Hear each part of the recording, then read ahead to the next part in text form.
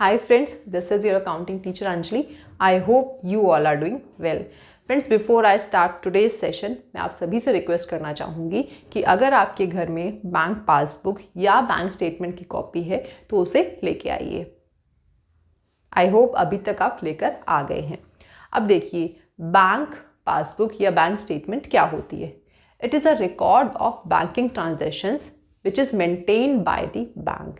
Bank में जो भी ट्रांजेक्शन्स एक कस्टमर करता है उसका रिकॉर्ड जो बैंक मेंटेन करता है और आपको देता है उसकी कॉपी, उसे बोलते हैं बैंक स्टेटमेंट या बैंक पासबुक।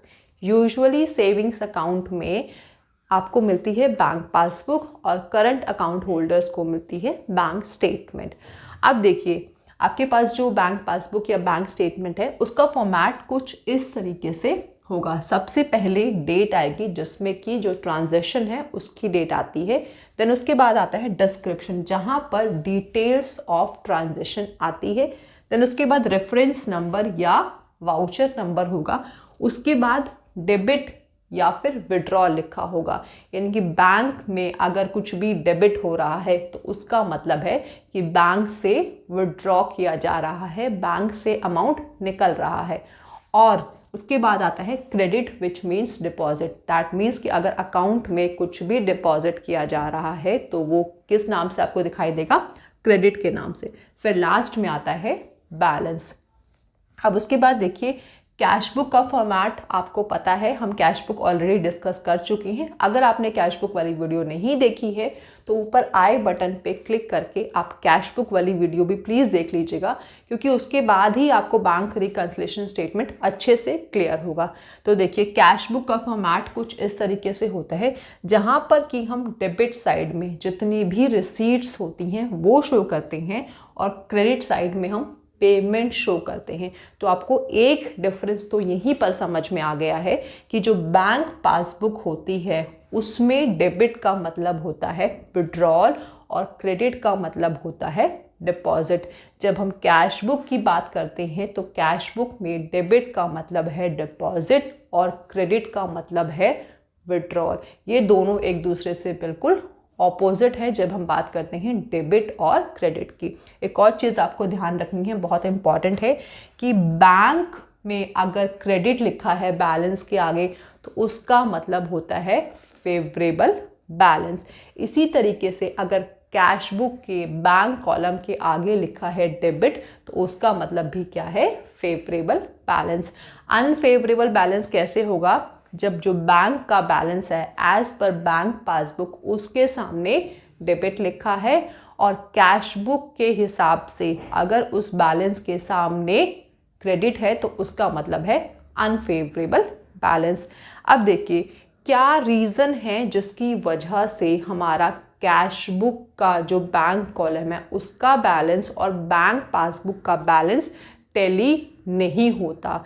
सबसे बड़ा जो या सबसे इम्पॉर्टेंट जो रीज़न होता है वो होता है कि डेबिट या credit directly in bank account, यानी कि कस्टमर को नहीं पता उसके अकाउंट में डेबिट या क्रेडिट हो गया है।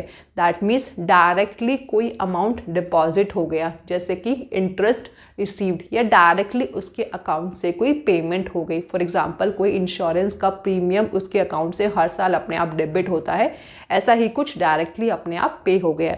तो पहला रीज़न है, डायरेक्टली अगर कुछ भी बैंक अकाउंट से डेबिट या क्रेडिट हो रहा है और उसकी एंट्री अभी कैश बुक के बैंक कॉलम में नहीं हुई है तो इसकी वजह से भी दोनों के बैलेंस में डिफरेंस आता है। सेकेंड इज चेक इशूड और deposited but not yet reflecting in bank account. इसका मतलब आपके पास कहीं से चेक आया या आपने किसी को चेक दिया लेकिन उसकी जो एंट्री है अभी बैंक स्टेटमेंट में नहीं हुई है। क्यों? या तो वो बैंक में अभी चेक पहुंचा नहीं है, पहुंच गया है अभी क्लियर नहीं हुआ है। तो ऐसे केसेस में भी हमारा जो कैश बुक का बैंक कॉलम है और जो बैंक स्टेटमेंट है उसका बैलेंस टैली नहीं होगा, क्योंकि ये एंट्री एक जगह है बट दूसरी जगह नहीं है। उसके बाद थर्ड जो इम्पॉर्टेंट रीज़न आता है वो होता है एरर्स एंड ओमिशंस। कोई किसी तरह की गलती, देखिए बिकॉज जो बैंक में बैठे हैं वो भी ह्यूमन बींग्स हैं और जो एम्प्लॉयज़ हैं जो ऑफिस में बैठे हैं वो भी ह्यूमन बींग्स हैं, तो गलतियाँ तो हो जाती हैं। तो कोई ऐसा एरर हो जाता है कि एंट्री छूट गई या फिर एंट्री ज़्यादा अमाउंट की हो गई या कम अमाउंट की हो गई, तो इसकी वजह से भी कैश बुक के बैंक कॉलम और बैंक पासबुक के बैलेंस में डिफरेंस आता है। अब देखिए बैंक रिकंसिलिएशन स्टेटमेंट होती क्या है। Bank reconciliation statement is a statement that shows the reasons of differences between cash book and bank statement. That means कि कैश बुक के बैंक कॉलम में और बैंक पासबुक के बीच में जो डिफरेंस आ रहा है वो हमें कहाँ से पता चलता है, वो हमें बैंक रिकंसिलिएशन स्टेटमेंट से पता चलता है। तो बेसिकली ये प्रिपेयर की जाती है रिकंसाइल करने के लिए जो भी डिफरेंसेस हैं कैश बुक के बैंक कॉलम में और बैंक पासबुक में। अब देखिए it can be prepared on any date. जिस तरीके से हम फाइनेंशियल्स कहते हैं कि 31 मार्च को तैयार किए जाते हैं, बैंक रिकंसिलिएशन स्टेटमेंट के केस में ऐसा नहीं है। बैंक रिकंसिलिएशन स्टेटमेंट किसी भी डेट में तैयार की जा सकती है, हमें उसी डेट का बैलेंस चाहिए होता है as per cash book and as per bank passbook. आज मैंने आपको जो उसका बेसिक कॉन्सेप्ट था बैंक रिकंसिलिएशन का, जो कि आपको पता होना चाहिए था, वो मैंने क्लियर कर दिया है। नेक्स्ट सेशन से हम इसके प्रैक्टिकल क्वेश्चन स्टार्ट करेंगे। अगर आपको मेरी वीडियो पसंद आई है तो लाइक शेयर ज़रूर कीजिएगा। और फ्रेंड्स, आप में से अगर आज मेरे चैनल पे कोई फर्स्ट टाइम विजिट किया है तो मेरे चैनल को सब्सक्राइब करना ना भूलें। उसके साथ साथ बेल आइकन ज़रूर प्रेस कीजिएगा सो दैट फ्यूचर में किसी भी वीडियो का नोटिफिकेशन आपसे मिस ना हो। So with this note